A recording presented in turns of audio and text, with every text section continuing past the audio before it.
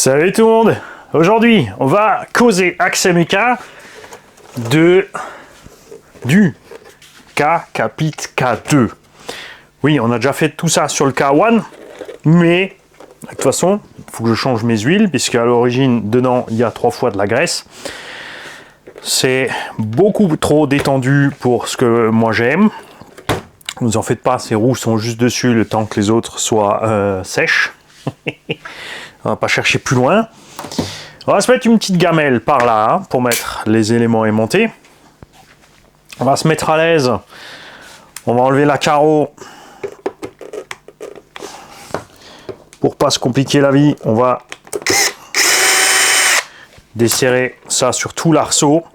On va en profiter pour voir à l'arrière niveau cage. Parce que, comme la plupart d'entre vous, je trouve que cette cage, elle est vraiment méga trop loin. Mais, eux, ce qu'ils voulaient faire, c'est descendre la roue de secours le plus bas possible et créer un porte-à-faux qui va augmenter la propulsion. Mais c'est vrai que je préfère... Enfin, je pense que avoir la roue de secours plus près, un peu par là, comme ça serait plus esthétique. Alors, on va l'enlever complète. Alors, même s'il n'y a pas d'accès rapide au diff, vous allez voir que ça va quand même simplement. Évidemment, là, comme il y a la cage et parce qu'on a un look un tout petit peu plus calme, évidemment, il y a quelques vis en plus. Vous en faites pas aussi, on va approcher la caméra. Là, juste le temps d'enlever le gros du truc. Est-ce que je vais réussir à atteindre les vis qui sont là? Ouais.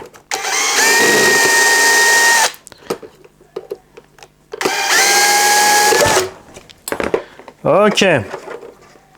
Ah bah tiens, du coup, j'étais même pas obligé de séparer le truc. Si. Alors, on va peser ça. Pour voir où on est. J'ai perdu les rondelles. Ils sont pointus chez K-Capit quand même, t'as vu? Ils t'ont mis des petites rondelles pour que tu aies bien le calage et que... Pas d'usure de frottement ou je sais pas quoi. On va peser ça. Alors, nous avons 140 grammes pour ça. Et bougez pas, une des roues.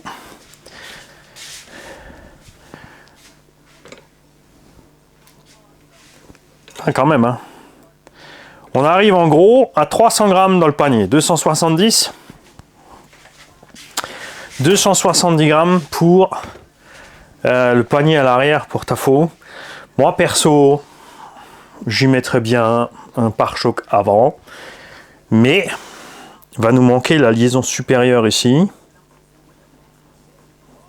Après à l'arrière, c'est peut-être pas forcément utile. On va me dire à voir. Bien. La carreau. On va causer de la carreau aussi parce qu'il y a 36 façons de décorer la carreau. Point important sur ce K-Capit que j'aime bien. Regarde, c'est que, contrairement à beaucoup de marques actuelles qui te livrent un minimum de stickers, alors tu peux peindre ta carreau avec les stickers pour les vitres. Si comme moi, ben, tu es une bille en peinture et hop, tu veux juste faire ta petite couleur, donc j'ai mis du rouge. J'ai mis du blanc en dessous. Et pourquoi j'ai passé un reste de peinture métallisé en dessous? Parce que justement, c'est un reste de peinture. Et pour éviter d'être rouge à l'intérieur des ailes quand c'est posé, c'est du bleu métallisé. Mais forcément, quand tu es comme ça c'est sombre, ça se voit pas. Et l'avantage de la peinture métallisée aussi toujours et des vernis métallisés, c'est que c'est un peu plus résistant aux impacts. Donc tu peux mettre les vitres ou pas. Ils te livrent avec les masques pour... Où est-ce qu'elle est, ma notice? Si tu ne veux pas, si tu veux avoir les vitres transparentes, tu reçois avec les masques. Moi, je voulais faire vite, donc j'ai pas fait. Et je trouvais que les stickers fournis sont bien, donc voilà. Tu as plusieurs possibilités après, évidemment, quand tu as masqué tes vitres. Regarde, il te livre les pourtours avec. Donc dans chaque sticker des vitres, autour, tu as le pourtour livré avec, regarde ça. Donc tu peux faire le cadre de chaque vitre après la peinture. Ça c'est sur le sticker, mais il le livre à part pour ceux qui ne mettent pas le sticker, mais qui ont peint les vitres. Tu peux mettre ça à part. Là, maintenant, j'ai mis les stickers ronds dessus. Si tu veux partir sur la bande, tu peux mettre la bande. Tu vois, moi j'ai utilisé le carbone devant, j'en ai mis un rond sur le toit. C'est dommage, j'aurais aimé avoir 3 comme ça et 3 comme ça. Après, pas chipoter. Mais il y a au moins déjà, rien qu'avec ce qu'ils te fournissent, même si tu pars sur une peinture unique, donc tu peux faire avec les vitres ou sans les vitres. Et 2 ou 3 choses différentes au niveau des stickers. Tu as vraiment beaucoup de choix. Même si tu pars sur une seule couleur, après si tu te prends le temps de faire une belle peinture, parce que là évidemment oui, je vais commander une deuxième carreau, ça sera beaucoup plus simple. Et c'est la deuxième carreau qu'on enverra chez Bébé. La deuxième carreau peut-être qu'aussi avant de la peindre, on se prendra le temps de l'envoyer chez Elsace. Ils ont déjà une Beetle, mais celle-là a les ailes différentes. Quoique ça ressemble quand même pas mal. Hein. Ouais. Après, pas confondre. Golden Beetle, ce n'est pas une coccinelle, c'est une cétoine, les enfants. C'est le cafard doré.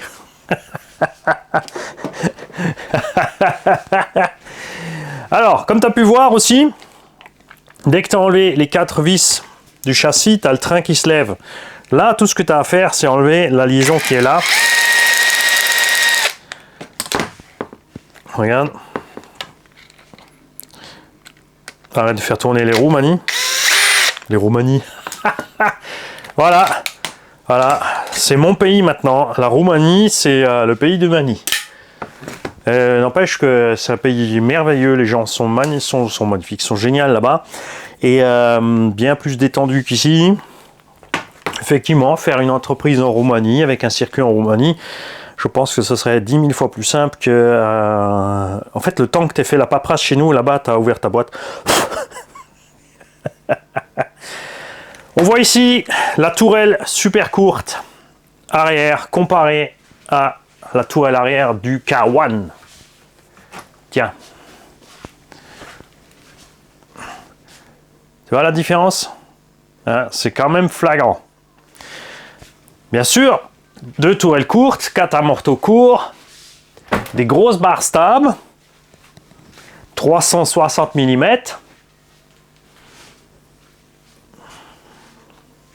Exact 17.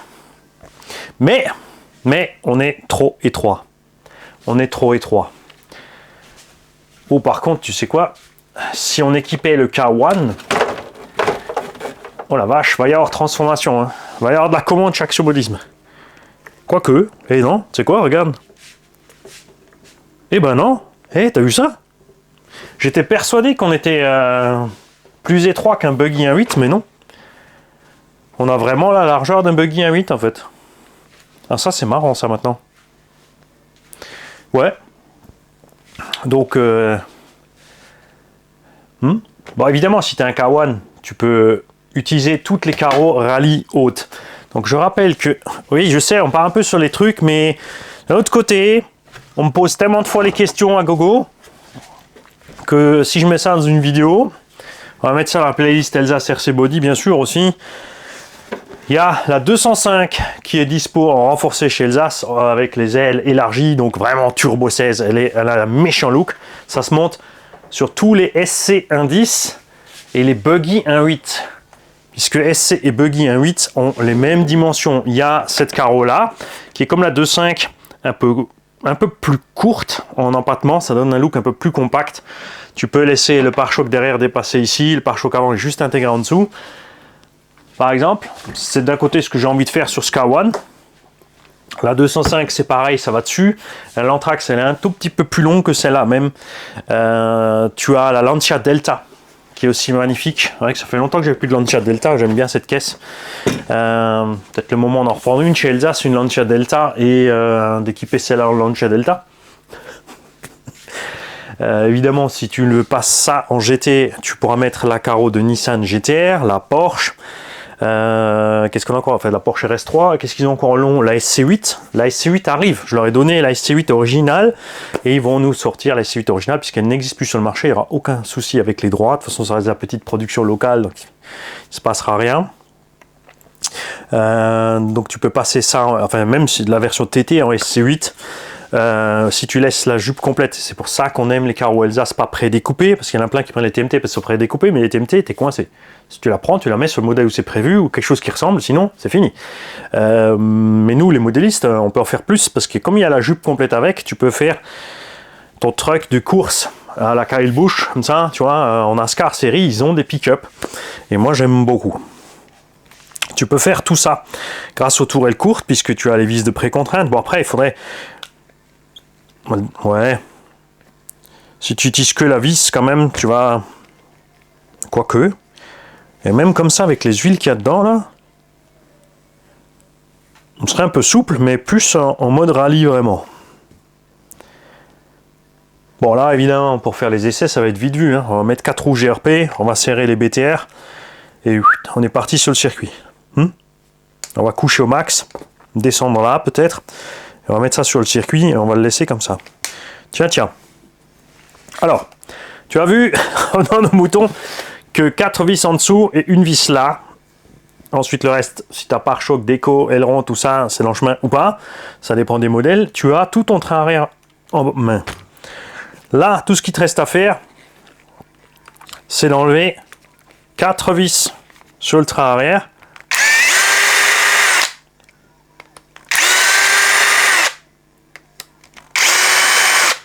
Hop.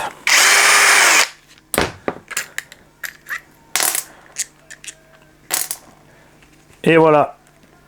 Tu as ton diff en main. J'aime bien le fait qu'ils aient fermé ce carter de diff en bas. C'est vrai qu'il y a une empreinte dans le châssis, mais il y a aussi une empreinte dans la cellule de diff. Donc la cellule de diff est maintenue en cisaillement avant et latéral dans ce carré-là. Et les vis ne tiennent tout le tout en place. Il y a des engins où tu n'as rien. Au bas où utiliser souvent aussi 2 tétons, ça marche super bien aussi. Le fait d'empêcher la cellule de bouger dans tous les sens évite le cisaillement sur les vis. Parce que si tu as juste une cellule qui est vissée là sans être enfoncée et posée dans aucune empreinte, tu as un effort de cisaillement dessus et ça c'est pas bon. En plus là tu as la cale de train qui est vissée dessus, qui se bloque là-dedans. Donc ça bouge vraiment pas. Réponse aussi de Axiomolisme pour ces 4 trous là, c'est pour le bac lipo option. Alors vu que ce bac est tellement bien, je sais pas qu'est-ce qu'ils ont mis comme option.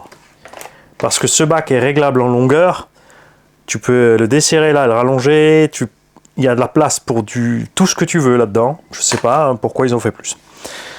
Tu as donc ce diff en main qui est de la taille quasi typique des diffs des véhicules de compète 1/8.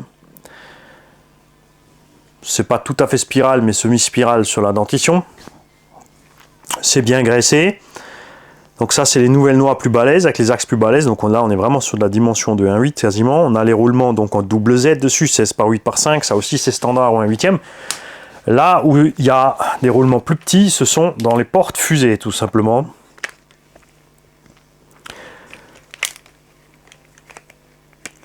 Ça va être la plus grosse différence. On a des axes, regarde, de cale de train. Ouais, tu peux laisser se balader, c'est pas grave. De 4 mm. Timasso utilise du 3,5 dans le MT8, c'est leur erreur fatale. Regarde, on a des axes de 4, c'est typique aussi au 1.8. On a partout des vis, regarde, à tête cylindrique, tout ça, ça pèse. Ça explique aussi la différence de poids. C'est vrai que si tu voulais vraiment faire ton cacapite version compète et tu veux vraiment économiser du poids, tu fraises tous les trous, tu prends de la vis à tête fraisée, là où il n'y a pas trop d'effort dessus, comme les carters de diff, tous ces genres de choses, tu peux prendre de la vis allégée alu, etc., au titane ou ce que tu veux, si tu veux pousser le bouchon. Ce serait peut-être l'occasion intéressante de tester ça sur un de ces cacapit pour tout simplement voir combien est-ce qu'on arriverait vraiment à économiser sur le poids. Parce que sur 3 kg, 300 grammes, c'est 10%. Mais pour économiser 300 grammes, il faut s'accrocher. Bon, évidemment, si tu descends dans les 2,7 kg, 2,8 kg, ton petit 36-60 aussi fera très bien le travail. Bon, après, je roulerai toujours pas en 2S, je resterai en 3. Mais bon. Hop.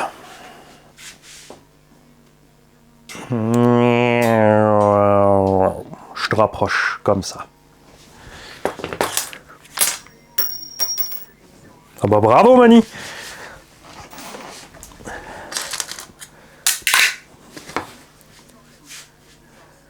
Et Et oui, en ce moment d'ailleurs, certains d'entre vous l'ont remarqué, hein, comme dit. Mani, il est fatigué. Mani, il n'arrive plus à compter. Hein. 4 x 8 égale 28 et plus 32.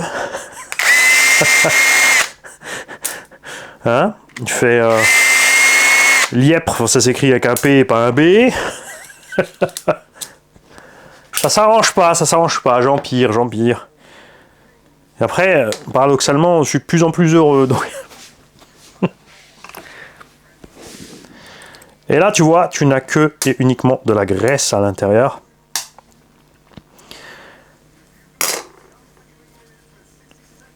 Kakapit a, tout comme beaucoup de 1.8 aussi, la petite vis sur le côté pour sortir ton axe une fois que tu as enlevé le pignon d'attaque. Tu vois, je fatigue. Le planétaire. Pour info, le planétaire, les Anglais et les Allemands appellent ça le solaire. Das Sonnengetriebe, donc l'entraînement solaire, c'est le principal. Et les petits s'appellent planétaires. Et chez Kakapit aussi, regarde, on a cette gorge ici pour bien prendre de la graisse, mais d'origine, il n'y a pas de graisse dessus parce que ça prend trop de temps en usine, je sais pas. C'est vraiment rare les marques qui nous font ça. On a des roulements double Z partout. C'est très bien, je ne vais pas faire le cochon avec. L'eau rentre plus vite dans un roulement double Z qu'un roulement Téflon. Je rappelle qu'un roulement Téflon n'est que quasiment étanche quand il fonctionne, c'est-à-dire en tournant. Dès que tu es à l'arrêt, c'est fini, c'est pas étanche. Donc si tu tombes dans l'eau et que tu attends au fond de l'eau le temps de le chercher, elle sera bien rentrée dans les roulements quand même.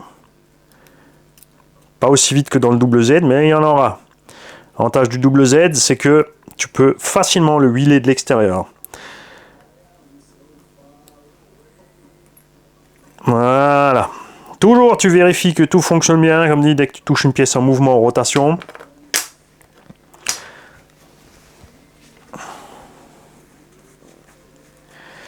On va faire avec vous en français le diff arrière. Ah, les Français, ils aiment bien le cul. Et...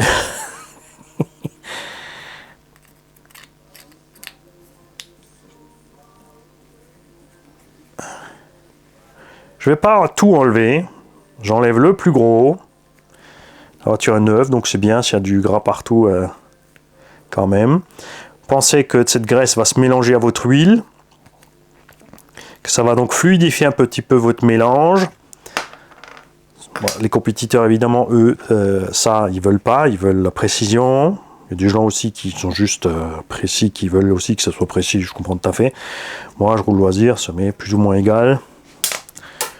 Ah bah dis. Ah ouais, mais c'est parce que j'ai avancé la caméra, je suis plus à la même distance.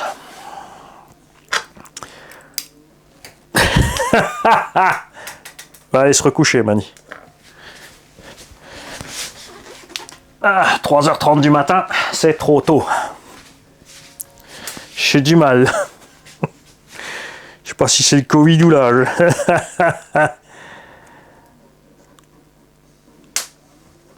Ok.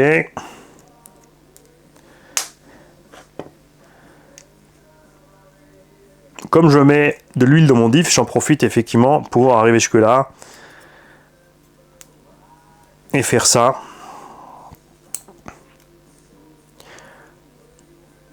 C'est sûr que même en fonctionnement, ça va arriver quand même. À un moment, il y a un peu de graisse ou d'huile. Parce que la graisse, en chauffant, elle se fluidifie. Hein, donc il y a un petit peu d'espèce de beurre. Tu sais, le beurre, quand tu chauffes, ça devient de l'huile. Ben là, c'est pareil. Donc ça va passer entre un moment et un autre. Mais c'est vrai que c'est quand même plus sympa quand tout est graissé ou huilé d'origine ici à ce niveau-là. Côté usure et côté fonctionnement en douceur. Parce que c'est vrai que si ça va un peu dur au début, tu n'as pas de graisse ni rien. Dès que ça va monter en température, tu vas abîmer les traitements de surface de tes pièces. Là aussi, j'enlève juste un max avec le chiffon. Et je vais y mettre de l'huile. Alors je vais pas trop changer mes habitudes pour la simple et bonne raison qu'en plus on a le poids à l'arrière qui va peser dessus pour augmenter la propulsion. Si je mets de l'huile trop épaisse, avec tout le poids qu'il y a ici à l'arrière, je risque d'avoir un engin qui drift tout le temps dès que ça glisse.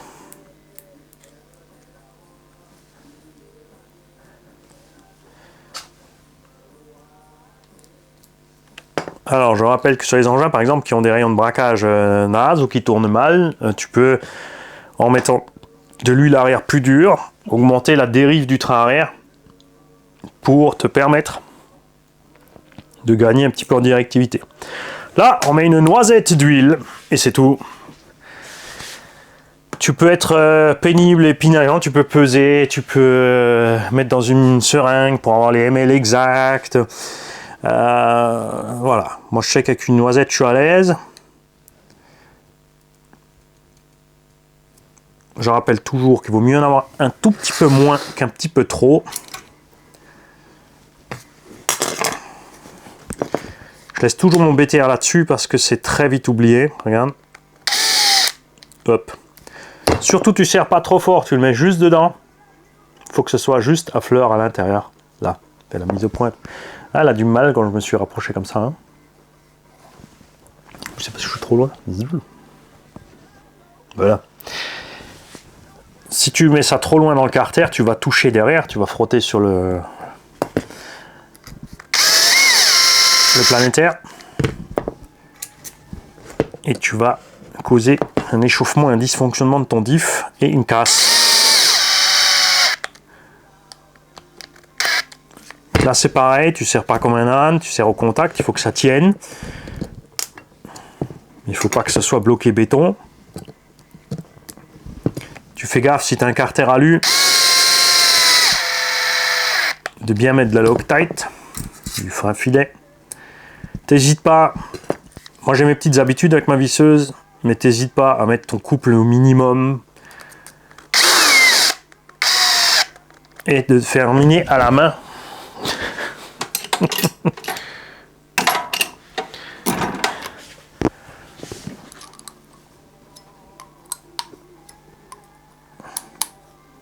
C'est toujours mieux de bien checker. Là c'est pareil, après les mécanos disent toujours tu contrôles à la main, mais après il faut encore avoir le feeling.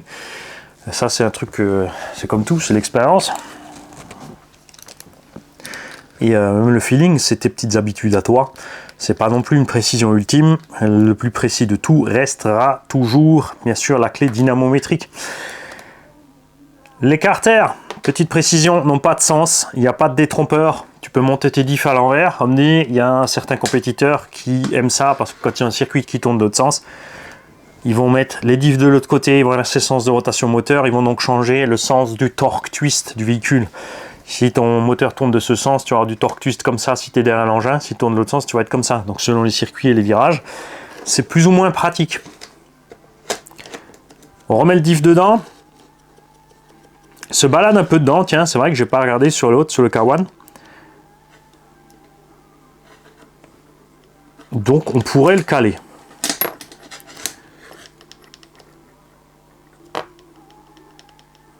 Bon, le jeu n'est pas violent. Est-ce qu'on se met une mini cale d'avance pour être sûr? De l'autre côté, après, si on fait le test calé, on ne saura pas comment ça se passe d'origine. Bon, d'origine, il n'y a pas eu de problème avec mes K1. Et personne non plus m'a dit, tiens, j'ai eu un souci de calage. On va en mettre une peut-être. Mettons-en une de 0,1.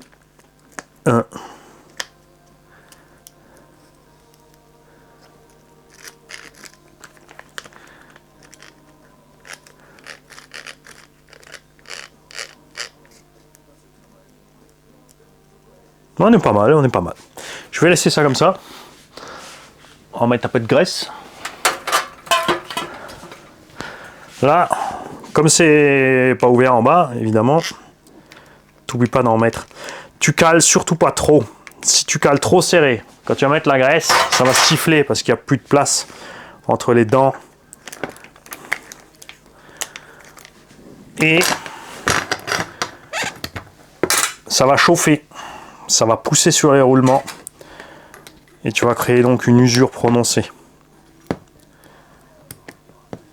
On va remettre juste vite ces deux.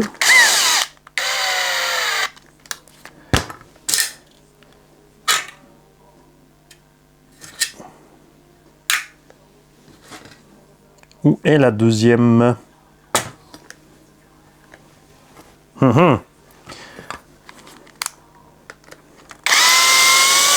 C'est parce que tu as pris trop court, Mani.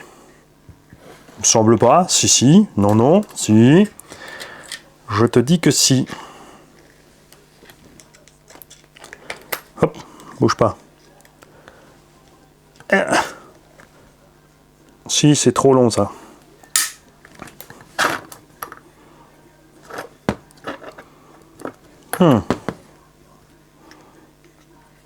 On a les guettes là, on a ces deux là. On va en mettre une, on va une fois la laisser. On va laisser. Du coup après, tu remets. Ça c'est toujours le truc mystérieux pour plein de gens. Alors le cardan passe sous la barre stable toujours. Enfin toujours. Il y a sûrement déjà un véhicule sur le marché où c'est l'inverse, mais on met l'axe, tu maintiens.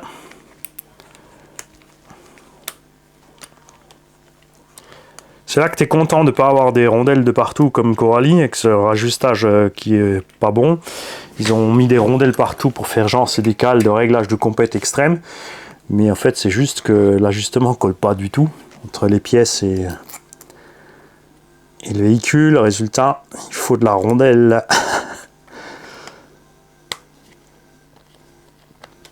Vive les Coralie 3e génération.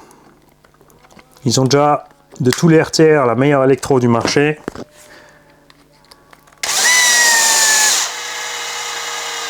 Les roulements sont bons. Transmis tient le coup. Voilà. Et on check. Tout fonctionne bien. Pas de soucis. Il nous reste 2 vis pour fixer là, 4 vis pour en dessous et une pour ici. Donc effectivement, quelque part, elle est là, regarde. J'ai ma deuxième vis de carter là.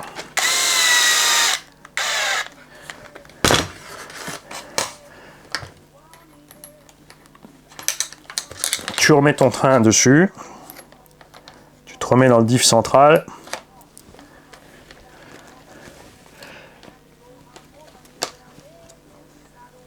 Le seul truc maintenant, c'est comme le ski d'en bas utilise les 4 mêmes vis que la fixation de la cellule.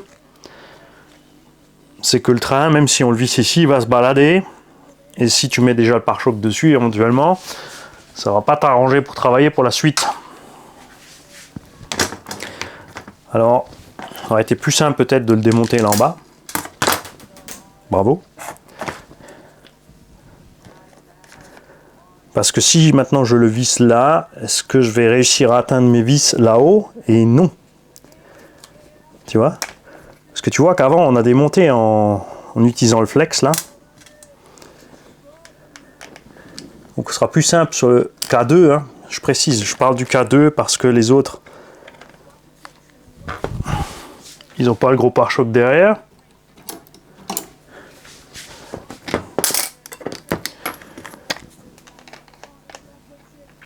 Eh ouais, il y a parfois même, même dans hein.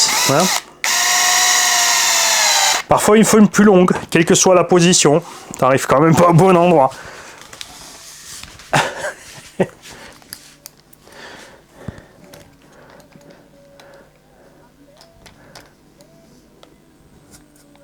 Ah. Et non mais ce matin, vous avez vu ça? Mais c'est bien aussi. La vie de tous les jours, c'est important de la voir.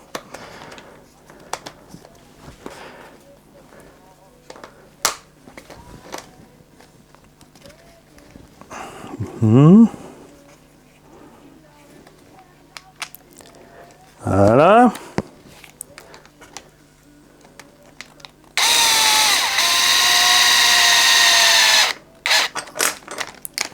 Ok.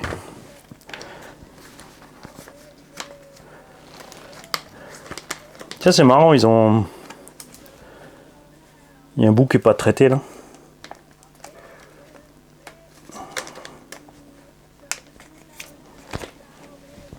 Pourquoi, je ne sais pas. Pas la moindre idée. Après, c'est cool d'avoir quasiment partout des vis M2.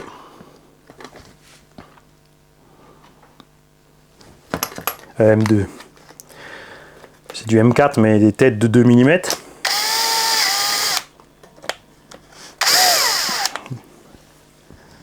Mani, tu dors, ton espèce va s'éteindre. Mani.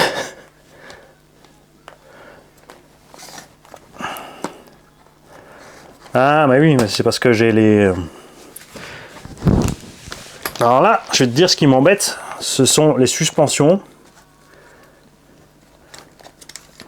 Parce qu'on a déjà serré les vis de butée dans les triangles.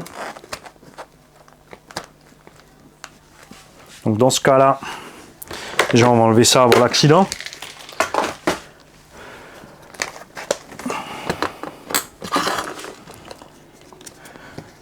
On va utiliser le poids du véhicule pour nous. Voilà.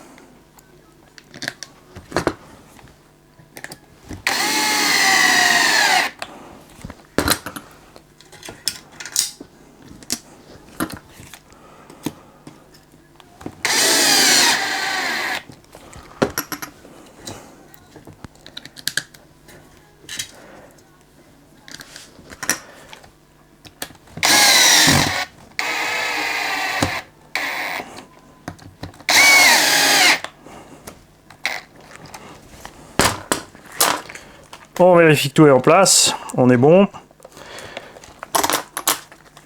Bien sûr, parce que c'est le matin où rien ne va, on a le renfort châssis qui s'est glissé à côté de sa patte.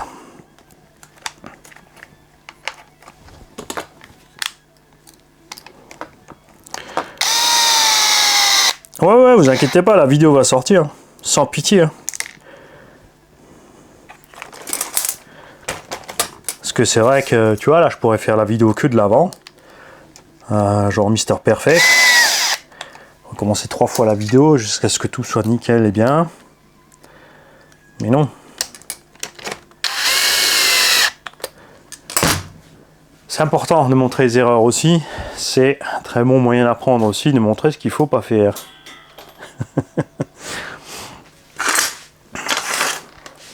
Voilà, là on est bien doux et soyeux, avec de la bonne huile à l'intérieur, ça me plaît. Il reste évidemment 2 vis et des cales pour la cage, que nous allons pas encore mettre.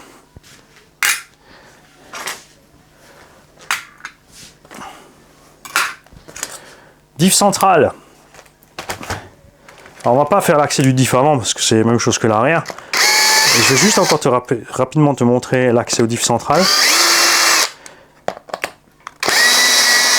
Là par contre, ils ont assuré. Regarde. C'est tout. Hop, tu as ton diff en main. Donc ça va super vite. Au centre, je vais mettre 60 000 et on mettra 40 000 devant. Donc 10, 60, 40. Je vais quand même partir sur un combo 3S qui peut prendre 4. Hein, on va y aller cool. On va faire le premier essai, je pense, avec le petit pignon 13, même si on n'aura pas assez de kV. Parce que si je mets un 2500 kV en 3S, ça équivaudra à un 3000 en 2S. On sera évidemment moins rapide que ce que j'ai fait dans les K1. Mais ici, c'est pas le même but pour moi sur ce véhicule-là. Après, c'est pas pour rien que je mets quand même de quoi pouvoir mettre 4S. Pour les huiles de suspension, on verra. Ils mettent de l'huile relativement fine à l'intérieur, genre dans les 200 CST. Enfin, c'est ce qu'on avait sur les K1. On verra ça. quand le véhicule sera chargé avec tout son électronique et la carreau dessus, parce que là, comme ça paraît bien, mais il est probable que chargé, je suis obligé d'augmenter mon tarage, et avec le tarage plus haut et l'huile finie comme ça, on va commencer à devenir très remondissant. C'est pas forcément ce qu'on veut.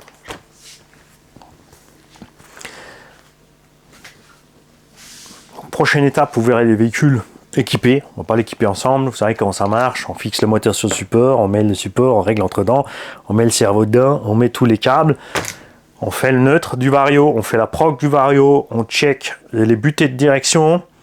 Enfin d'abord mécaniquement la direction si tout est bien droit, ensuite les butées et c'est parti. Tout ça c'est la playlist montage.